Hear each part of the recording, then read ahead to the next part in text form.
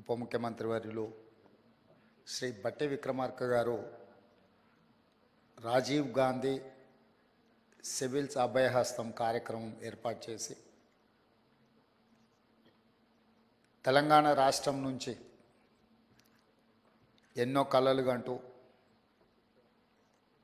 ఉజ్వల భవిష్యత్తు కోసం తమ తల్లిదండ్రుల తమ రాష్ట్రం యొక్క ఆకాంక్షలు నెరవేర్చడానికి మీరందరూ చాలా కష్టపడి పబ్లిక్ సర్వీస్ కమిషన్ సివిల్స్లో ప్రిలిమ్స్ క్లియర్ చేసి ఇప్పుడు మెయిన్స్కి ప్రిపేర్ అవుతున్నారు. మీకు అందరికీ తెలంగాణ గురించి నేను కొత్తగా చెప్పాల్సిన అవసరం లేదు. ఈ రాష్ట్ర ఏర్పాటే, ఈ రాష్ట్రము ఈ ప్రజల యొక్క పోరాటమే ఉద్యోగ నియామకాల కోసం జరిగిన పోరాటం. తెలంగాణ అనే పదం ఎప్పుడు వినిపించినా తెలంగాణకు పర్యాయ పదం నిరుద్యోగ సమస్య. ఆ నిరుద్యోగ సమస్యల నుంచి పుట్టుకొచ్చిన భావోద్వేగమే తెలంగాణ ఉద్యమం. అందుకే ఉస్మానియా కాకతీయ యూనివర్సిటీలు సామాజిక సమస్యల మీద, సామాజిక రుగ్మతల మీద, రైతు కూలీల యొక్క ఆకాంక్షల మీద ఆలోచన చేసి వేలాది మంది విద్యార్థులు ముందు భాగాన నిలబడి పోరాటం చేయడంతో తెలంగాణ ఉద్యమం ఉవ్వెత్తున లేచింది. అందులో చాలామంది మీ సహచరులు కావచ్చు, మన పిల్లలు చాలామంది త్యాగాలు చేసి ఆ త్యాగాల పునాదుల మీద ఏర్పడ్డ రాష్ట్రం తెలంగాణ రాష్ట్రం. అందుకే ఈ ప్రభుత్వానికి నిరుద్యోగ యువకుల సమస్య పరిష్కరించడం అనేది మొదటి ప్రాధాన్యత.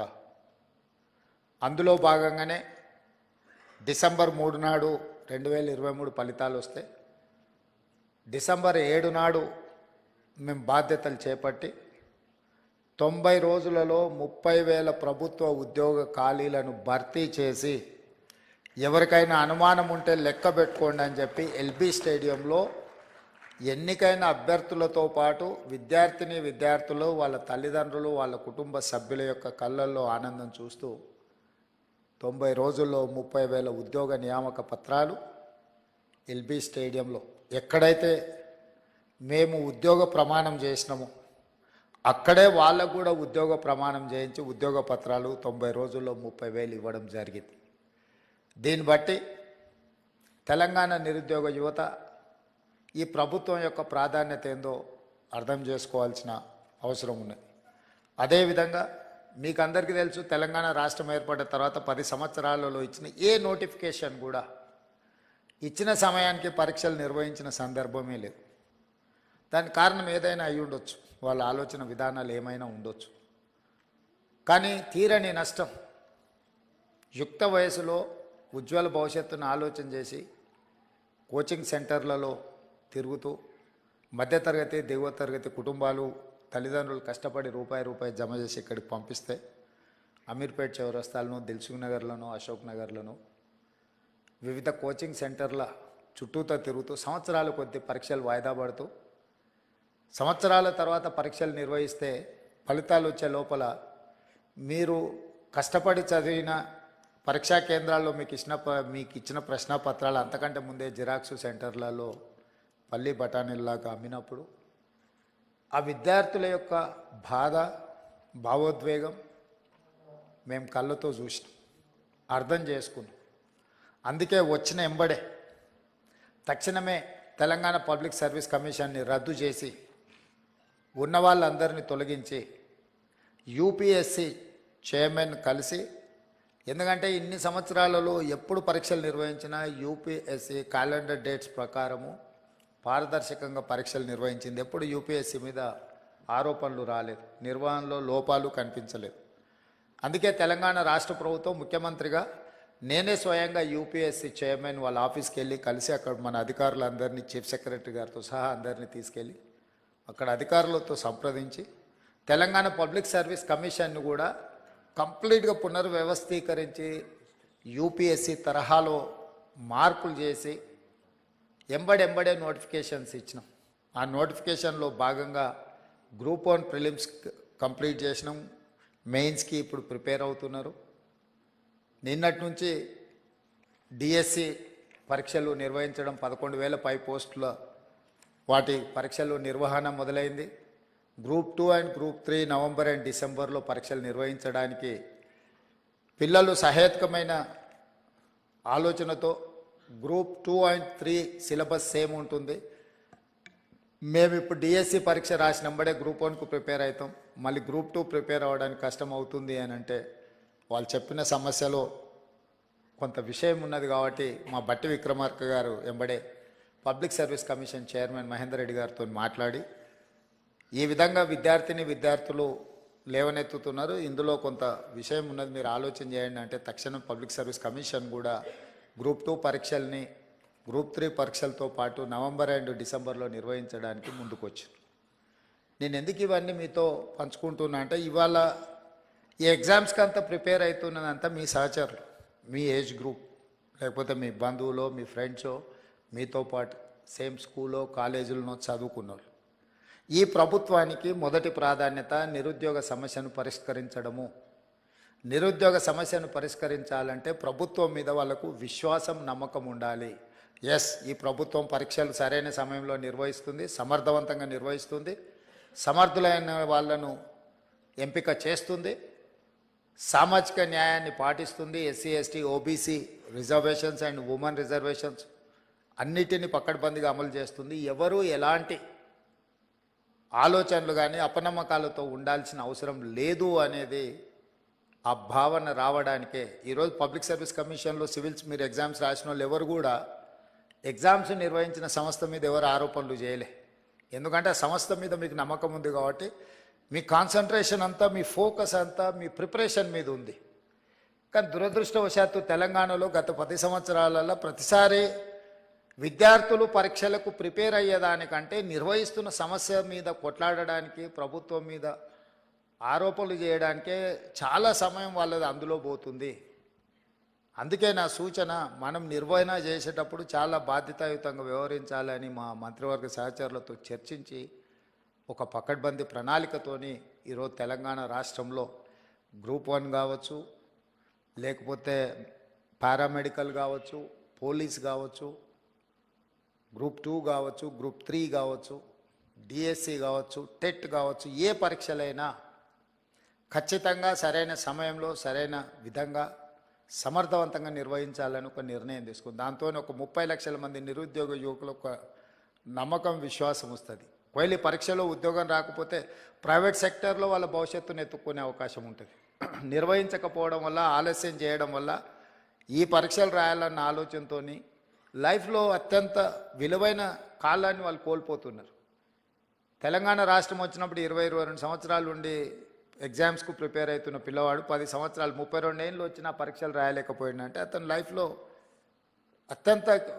అత్యంత ముఖ్యమైన సమయం, కాలం గడిచిపోయింది. 10-12 సంవత్సరాలు ఒక మనిషి లైఫ్లో నుంచి మాయమైపోయిందంటే అతని ఏజ్ కానీ, అతని ఫ్యామిలీ కానీ, వాళ్ళ బాధ కానీ, ఆ ఎనర్జీ కానీ నిజంగా నిరుపయోగం అవుతుంది, దుర్వినియోగం అవుతుంది. అందుకే స్పష్టంగా ప్రణాళికబద్ధంగా క్యాలెండర్ డేట్స్ ప్రకారం రేపు అసెంబ్లీలో క్యాలెండర్ డేట్స్ కూడా డిక్లేర్ చేసి రాష్ట్ర ప్రభుత్వంలో వచ్చే ప్రతి ఖాళీలను 31 మార్చ్ లోపల అన్ని శాఖల నుంచి తెప్పించుకొని జూన్ 2 లోపల నోటిఫికేషన్లు ఇచ్చి బై డిసెంబర్ 9 ఎవ్రీ ఇయర్ ఎన్ని ఖాళీలు ఉన్నా భర్తీ చేసి వాళ్ళ నియామక పత్రాలు వాళ్ళ చేతికి అందించాలని మన ప్రభుత్వం నిర్ణయం తీసుకున్నది.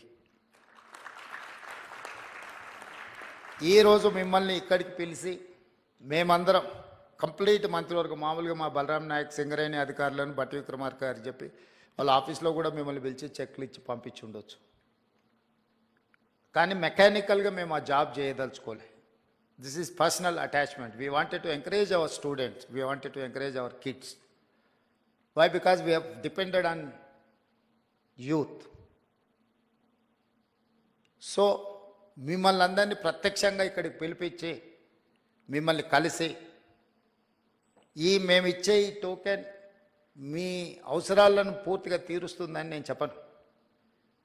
కాకపోతే మీకు ఒక నమ్మకం కలుగుతుంది, ఎస్ తెలంగాణ ప్రభుత్వం మాతో ఉంది, మమ్మల్ని గుర్తించింది. మిమ్మల్ని గుర్తించడం ద్వారా లక్షలాది మా విద్యార్థులకు ఒక సందేశాన్ని పంపదలుచుకున్నది మా ప్రభుత్వం. ఎస్, మీరు కష్టపడితే ఈ ప్రభుత్వం మిమ్మల్ని పిలిచి పర్సనల్గా కలుస్తుంది, మిమ్మల్ని అభినందిస్తుంది, మీ భుజం తడుతుంది అని ఒక సందేశాన్ని ఇవ్వడం కోసం రాష్ట్ర ప్రభుత్వం మంత్రివర్గం అంతా కదిలొచ్చి, ఇదే మంత్రివర్గ సమావేశం కాదు, మీ స్టూడెంట్స్కి ఇచ్చే చిన్న ఏమంటారు గెష్. అయినా ఎందుకు ఇంతమంది మంత్రివర్గ సహచరులు అందరినీ ఈరోజు ఈ వేదిక మీద కూర్చోబెట్టినామంటే, మీ ద్వారా తెలంగాణ రాష్ట్రంలో ఉన్న నిరుద్యోగ యువకులకు ఒక నమ్మకం, విశ్వాసం కల్పించాలనేది మా ఆలోచన. ఇది మా బాధ్యత. మా బాధ్యత నెరవేర్చుతున్నాము అని, నెరవేర్చడమే కాదు, నెరవేర్చినట్టు కనిపించాల్సిన బాధ్యత కూడా ప్రభుత్వాల మీద ఉంటుంది. అందుకే ఈరోజు మిమ్మల్ని అందరినీ ఇక్కడికి పిలిచి సింగరేణి సంస్థ ద్వారా మీ చదువులకు అంతో ఇంతో సహాయం అవుతుంది. ఇందులో చాలామంది డబ్బులు అవసరం లేని వాళ్ళు కూడా ఉండొచ్చు. కాబట్టి ప్రభుత్వం వైపు నుంచి మిమ్మల్ని అభినందించడానికి ఇది ఒక మంచి మార్గంగా ఆలోచన చేసి ఈ కార్యక్రమాన్ని ఏర్పాటు చేసినాం. తప్పకుండా ఇక్కడికి వచ్చిన 41 మంది విద్యార్థులు అందరికందరూ సెలెక్ట్ అయ్యి మళ్ళీ టాప్ ర్యాంక్ తీసుకొని తెలంగాణ స్టేట్కే, తెలంగాణ ప్రజలకే, మన వాళ్ళకే సేవ చేయడానికి ఇక్కడ సర్వీస్లో జాయిన్ అవుతారని ఆశిస్తూ కష్టపడండి. మీరందరు సిస్టంలో ఉంటే మన వాళ్ళు ఎంతసేపు నా స్టేట్ లెవెల్ ఎగ్జామ్స్కే ప్రిపేర్ అయ్యేది. మన మైండ్ సెట్లో అది ఒక మెంటల్ బ్లాక్ ఉంది మన స్టూడెంట్స్కి. మీరు బీహార్ రాష్ట్రాన్ని తీసుకోండి, రాజస్థాన్ తీసుకోండి, ఆల్ ఓవర్ ఇండియాలో సివిల్ సర్వీసెస్లో వాళ్ళు ఉన్నంతమంది ఆఫీసర్లు ఎవరు ఉండరు. మరి మోస్ట్ బ్యాక్వర్డ్ స్టేట్ అంటారు బీహార్. మోస్ట్ బ్యాక్వర్డ్ స్టేట్ నుంచి ఇంతమంది ఐఏఎస్లు, ఐపీఎస్లు, ఐఎఫ్ఎస్లు, అదర్ పబ్లిక్ సర్వీస్ కమిషన్ నుంచి వచ్చే పెద్ద పెద్ద ఉద్యోగాలలో ఎందుకు సెలెక్ట్ అవుతుందంటే వాళ్ళంతా ఫోకస్ పెట్టి జాతీయ స్థాయిలో ఉండే ప్రతి అవకాశాన్ని అందుకోవాలని వాళ్ళు ప్రయత్నం చేస్తున్నారు. బ్యాంకింగ్ సిస్టమ్ కూడా చూడండి, రైల్వే రిక్రూట్మెంట్ బోర్డులో చూడండి వాళ్ళ పర్సంటేజ్ ఎంత ఉంటుందో. వెనుకబడిన అని చర్చ జరుగుతున్న బీహార్ నుంచే అంతమంది సెలెక్ట్ అవుతుంటే, అభివృద్ధిలో ముందు భాగాన ఉండి హైదరాబాదు నగరం ఉన్న తెలంగాణ వాళ్ళకంటే ముందు భాగాన ఉండడానికి అవకాశం ఉంది. కాకపోతే అవకాశాలను అందిపుచ్చుకొని మనం ఫోకస్డ్గా ఎగ్జామ్స్కు ప్రిపేర్ అయితే సాధించవచ్చు. మీరందరూ ఆ సర్వీస్లలో ఉంటే తెలంగాణకి ఎక్కడున్నా కూడా సహాయం చేయడానికి ఉపయోగపడతారు. ఈ రాష్ట్రానికి అవసరమైన నిధుల కోసం కేంద్ర ప్రభుత్వాలతో, ఇతర రాష్ట్రాలతో సంప్రదింపులు జరిపే ముందు, ఏదైనా నివేదికలు ఇచ్చే ముందు మీలాంటి వాళ్ళు దేశంలో నలుమూలల ఐఏఎస్ అధికారులుగాను, ఐపీఎస్ అధికారులను, ఇతర ఉన్నత అధికారులుగా ఉంటే మన రాష్ట్రానికి మనం చాలా చేయడానికి అవకాశం ఉంటుంది. మీ భవిష్యత్తే కాదు, మీ గెలుపులో రాష్ట్ర భవిష్యత్తు కూడా ఉన్నది. మీరందరూ సెలెక్ట్ కావాలని మనస్ఫూర్తిగా మిమ్మల్ని అభినందిస్తూ, ఇంత మంచి కార్యక్రమాన్ని ఏర్పాటు చేసిన సింగరేణి సంస్థలకు, ఈ కార్యక్రమంలో పాల్గొన్న మా మంత్రివర్గ సహచరులకు, పార్లమెంట్ సభ్యులకు, శాసనమండలి సభ్యులకు, ముఖ్యంగా సింగరేణి ప్రాంత శాసనసభ్యులు అందరికీ, మా చీఫ్ సెక్రటరీ గారికి, మా అధికారులందరికీ కూడా మనస్ఫూర్తిగా అభినందనలు, ధన్యవాదాలు తెలియజేస్తూ సెలవు తీసుకుంటున్నాం మిత్రులారా. Thank you sir. మీకు మా సంస్థ తరఫున ప్రత్యేక కృతజ్ఞతలని తెలియజేస్తున్నాం సార్. చక్కని స్ఫూర్తిదాయకమైన సందేశం ఇచ్చిన మీకు మీ అందరి తరఫున మరియు మనందరి తరఫున ధన్యవాదాలు తెలియజేస్తూ, ఇప్పుడు ఈ పథకాన్ని ఆవిష్కరించవలసిందిగా ముఖ్యమంత్రి వర్యుల్ని మరియు ఉప ముఖ్యమంత్రి వర్యులను మరియు మంత్రివర్యులను ఆహ్వానిస్తున్నాను sir.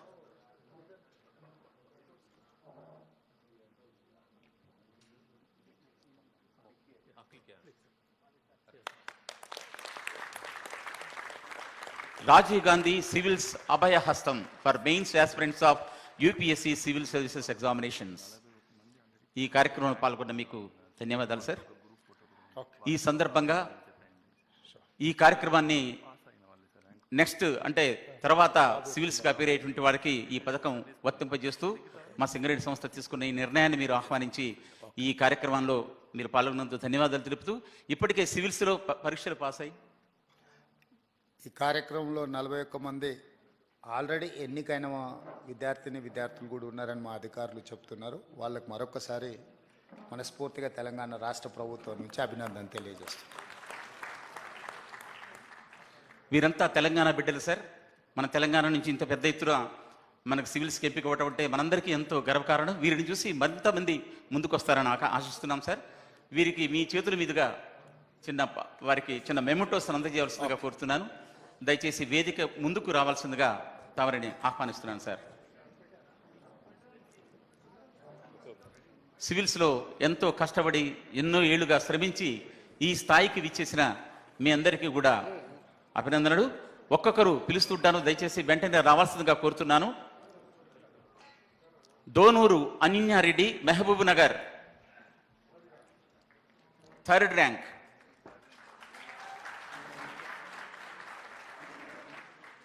నందల Sai Kiran, Karimnagar. K N Chandana Jahnavi, Hyderabad. Merugu Kaushik, Hyderabad. Ravula Jayasimha Reddy, Warangal.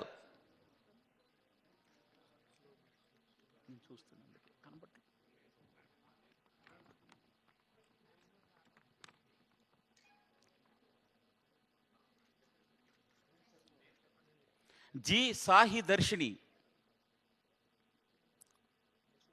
చెప్పిస్తున్నా sir.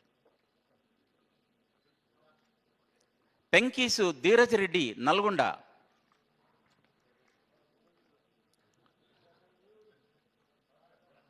G Akshay Deepak, Mahabub Nagar.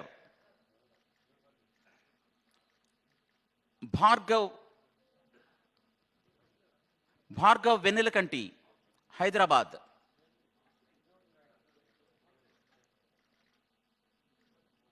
ఎహ్తదా Mufassir, Mahabubnagar. Syed Mustafa Hashmi, Hyderabad.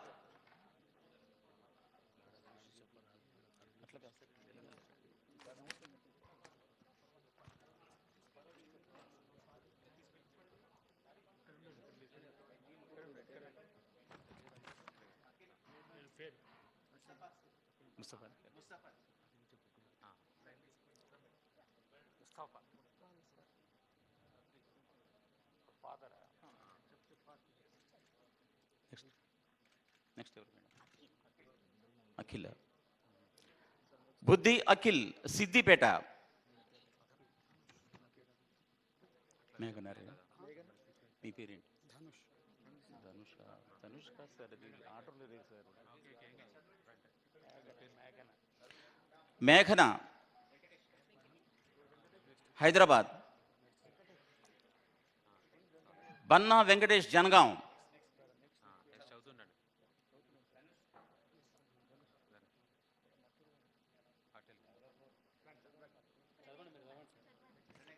Koyyada Pranay Kumar, Jangaon.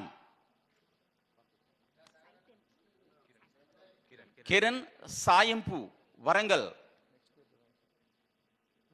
Rajinikanth, next Kamareddy నుంచి. దయచేసి లైన్లో రావాల్సిందిగా కోరుతున్నాను.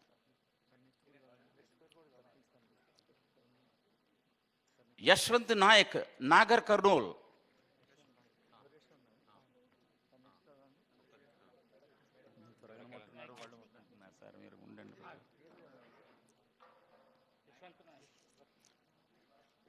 విద్యావత్ యశ్వంత్ నాయక్, నాగర్ కర్నూల్. మెదక్ నుంచి కె అర్పిత.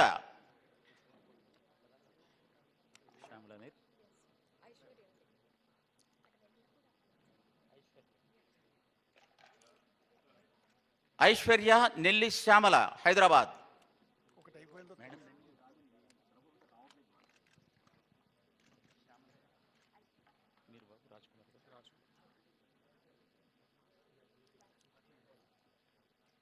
నెక్స్ట్ కాగజ్ నగర్ నుంచి చౌహాన్ రాజ్ కుమార్. శ్వేత.